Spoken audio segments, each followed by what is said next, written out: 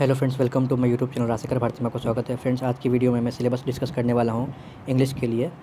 PG post graduation student के लिए जिन्होंने इंग्लिश लिया है ना, उसका मैं सिलेबस डिस्कस करने से पहले मैंने सेमेस्टर 1 सेमेस्टर 2 के ऊपर मैंने सिलेबस जो है वो डिस्कस कर चुका हूँ। तो आप जाके मेरे प्लेलिस्ट में जाकर देख सकते हैं आप लोग, है ना फ्रेंड्स। ये जो सिलेबस है फ्रेंड्स, ये आप लिखा हुआ है syllabus of Pataliputra and Patna. तो दोनों जगह सेम सिलेबस फॉलो होती है, दोनों का सिलेबस एकदम सेम है ना। तो आपको वरी करने की जरूरत नहीं है। दोनों स्टूडेंट जो हैं वो मेरे वीडियो पर जाके आप देख सकते हैं और इंटरनेट पर जाकर देख सकते हैं आप, है ना। दोनों के जाके वेबसाइट पे जाकर देख सकते हैं, दोनों की सिलेबस सेम दी हुई है और क्वेश्चन जो एग्ज़ाम में आती है वो भी लगभग सेम ही आती है। तो आप दोनों, अगर दोनों यूनिवर्सिटी के स्टूडेंट हैं तो आराम से आप देख सकते हैं। चलिए हम लोग स्टार्ट करते हैं। हम लोग देखिए सेमेस्टर 3 का हम लोग सेमेस्टर 2 तक पढ़ चुके थे, 9 CC 9 तक देख चुके थे। और सेमेस्टर 3 में CC 10 यानी अब 10वां पेपर हो चुका है।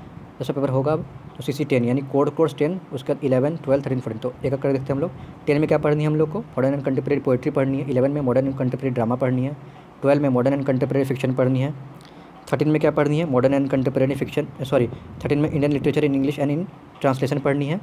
और 14 में लिंग्विस्टिक जो है, और लिंग्विस्टिक पेपर जो है ये सेमेस्टर 2 में हम लोग पढ़ चुके हैं, है ना। तो आप जाकर देख सकते हैं। ये पेपर जिन्होंने पढ़ लिया उनके लिए इजी हो जाती है, जिन्होंने नहीं पढ़ा उनके लिए थोड़ा सी हार्ड डिफिकल्ट होती है। फिर AECC 2 है, एबिलिटी इन्हांसमेंट कंपलसरी कोर्स। ये 50 नंबर की होती है, सिर्फ क्वालिफाइंग नेचर की होती है। 10 से लेकर 14 तक ये आपको आपको एग्जामिनेशन में आपको बढ़िया से आपको प्रिपेयर करके जानी होती है ना फ्रेंड्स। 70 नंबर की एग्ज़ाम होती है हर एक। उसमें क्या है, AECC 2 में क्या है? Human values and professional ethics 3, gender sensitization 2 credits. उसमें 3 क्रेडिट्स, इसमें 2 क्रेडिट्स पूछे जाएंगे। चलिए एक करके हम लोग देखते हैं। CC 10 में modern contemporary poetry 70 marks 5 credit लिखा हुआ है यहाँ पर फ्रेंड्स। उस तरह से रहेंगे 10x1 यानी एक क्वेश्चन एक नंबर MCQ रहेंगे, multiple choice question, tick marks. फिर any 4 short answer question critical analysis 4 से 24 यानी कि आपको 4 करनी है ना। 6 दिया रहेगा, 5 दिया रहेगा, उसमें से 4 करना है। हर एक क्वेश्चन 6 मार्क्स के होंगे, तो 6 4 24। फिर आंसर N3 में आ जाएंगे हम लोग, लॉन्ग आंसर में आ जाएंगे। तो 3x12 यानी कि 3 क्वेश्चन करना है। एक क्वेश्चन जो है 12 मार्क्स कैरी करेगा, तो 12 3 36, है ना। तो 5 दिया रहेगा, चूज़ कर सकते हैं आप, उसमें वरी करने की जरूरत नहीं है। 5 क्वेश्चन में से आपको 3 बनानी है आपको, है ठीक है। अभी कोर्स आउटकम दिया हुआ है, क्या है मतलब इस कोर्स पढ़ने के बाद हम लोग को क्या फीचर्स मिलते हैं। चलिए उसमें हम लोग क्या पढ़ना है अब यूनिट 1 में। CC 10 में हम लोग को यूनिट 1 W.B. Yeats, है ना, आइस पोइट थे ये, विलियम बटलर यीट्स। इनके बारे में हम लोग बहुत ग्रेजुएशन में भी पढ़ चुके हैं। एक कोट पढ़ चुके हैं, एमंग स्कूल चिल्ड्रन भी पढ़ चुके होंगे, जो इंग्लिश के स्टूडेंट होंगे वो अच्छी तरह जानते हैं। बाइजेंटियम पढ़ चुके हैं, फेमस पोएम टावर से ली गई है, टायर में मतलब पब्लिश हुई थी। The second coming. अब मैं बताता हूँ फ्रेंड्स उसमें क्या पढ़ना चाहिए और क्या आपको छोड़ देना चाहिए, क्योंकि टाइम नहीं रहती है आपको पढ़ने के लिए। फ्रेंड्स इसमें से आप ईस्टर पढ़ जाइए, ईस्टर 1916 पढ़ जाइए, एमंग स्कूल चिल्ड्रन एकदम पढ़ जाइए। बाइजेंटियम तो द मस्ट पढ़नी है, द सेकंड कमिंग मस्ट पढ़नी है, Leda and the swan must पढ़नी है। बाकी एडम कट छोड़ सकते हैं, कोट पढ़ सकते हैं, a prayer for my daughter छोड़ सकते हैं, मतलब 1-2 पोएम छोड़ दीजिए, ऊपर की 3 पोएम छोड़ दीजिए, कोट भी छोड़ सकते हैं, लेकिन नीचे की जो है वो सब पढ़ जाइए। फिर यूनिट 2 में हम लोग आएंगे T.S. Eliot की द वेस्टलैंड, मस्ट इंपॉर्टेंट। इसको तो आप छोड़ ही नहीं सकते, द वेस्टलैंड को, इसको कोई भी हाल में आप पढ़ जाइए, ठीक है ना। अमेरिकन पोएट थे, फिर इसके बाद आके अमेरिकन इंग्लैंड, इनको एंग्लो अमेरिकन बोला जाता है, तो ये अमेरिका से फिर इंग्लैंड आ गए थे, ठीक है।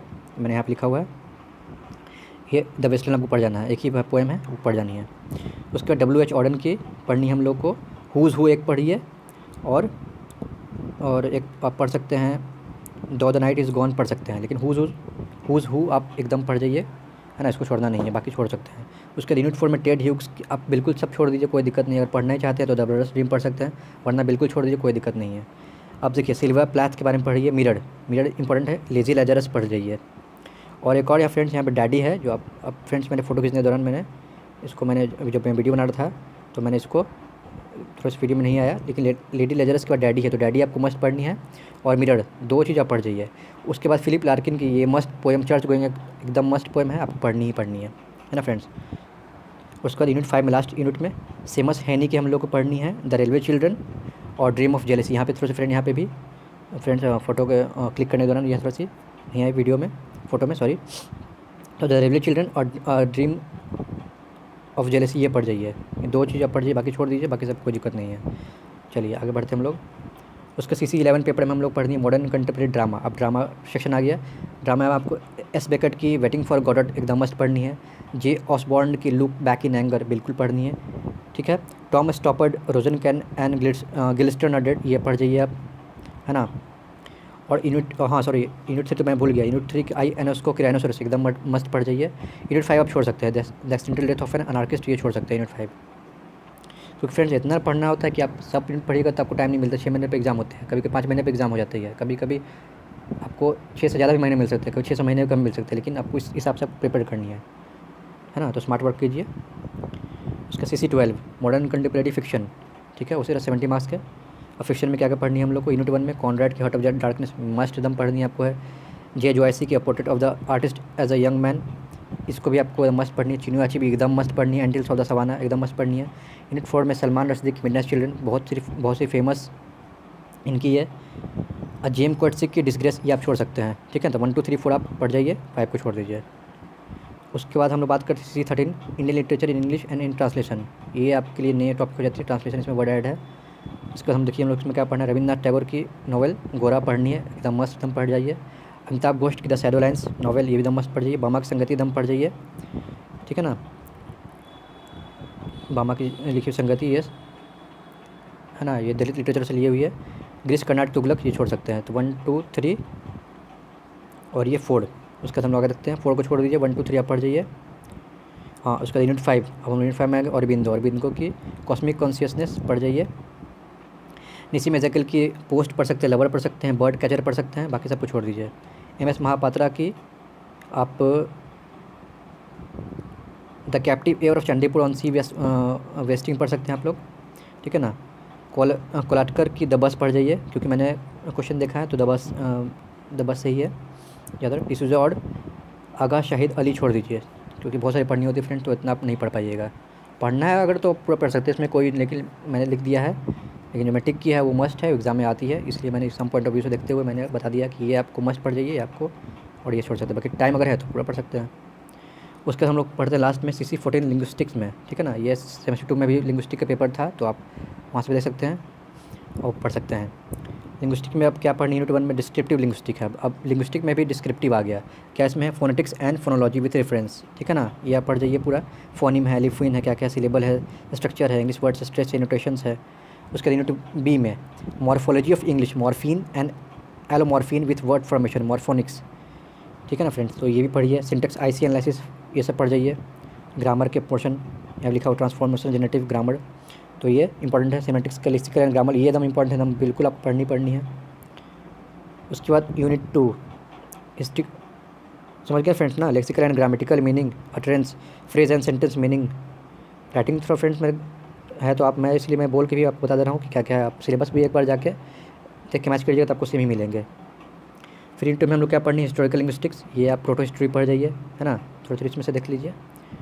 उसके मेजर लैंग्वेज फैमिलीज़ है, कंपैरेटिव मेथड है, इंग्लिश लैंग्वेज है and intimate reconstruction, language change, contact borrowing, Grimm's law, Verner's law, the great vowel shift, है ना, ये सब आपको पढ़नी है। यूनिट 3 में सोशियल लिंग्विस्टिक्स, ये छोड़ सकते हैं, लेकिन आपको टाइम में पढ़ सकते हैं। Variety of language, dialects, register, standard, multilingualism, bilingualism, code switching, language code mixing, diglossia, linguistic relative and linguistic determination, Sapir Whorf hypothesis, ये छोड़ सकते हैं आप यूनिट 4 में। लेकिन हाँ, लिंग्विस्टिक एंड लैंग्वेज टीचिंग, ये आपको मस्ट पढ़नी है, ये आपको टीचिंग में भी काम आएगी, ठीक है ना फ्रेंड्स।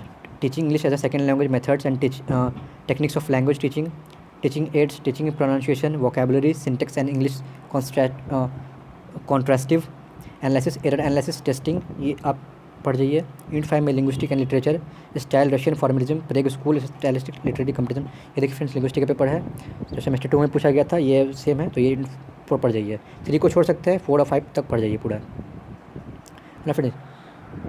आप जब पढ़िएगा तो जो आपको ईजी लगे वो पढ़ जाइए, है ना। एग्जाम में आपको चूज़ करने का ऐसा नहीं कि आपको सब दे दीजिएगा, आपको डर जाइएगा, कुछ नहीं। एग्जाम में आप आराम से लिख के आइएगा, अगर नहीं भी आती है तो उसके आसपास भी लिख दीजिएगा तो आपको नंबर मिल जाएंगे। उसका लास्ट हम लोग का है ability enhancement compulsory course AECC2, इसमें आपको क्या पढ़ना है, हिम्बल वैल्यूज, प्रोफेशनल एथिक्स, जो मैंने पहले बता चुका, ठीक है ना फ्रेंड्स। इसके बारे में वीडियो बनाऊंगा कि CC2 में आपको क्या लेना चाहिए, ठीक है फ्रेंड्स। चलिए फ्रेंड्स, वीडियो अगर अच्छा लगा तो प्लीज़ लाइक शेयर सब्सक्राइब करना और कमेंट करना, ठीक है ना फ्रेंड्स। चलता हूँ, बाय बाय, टेक केयर।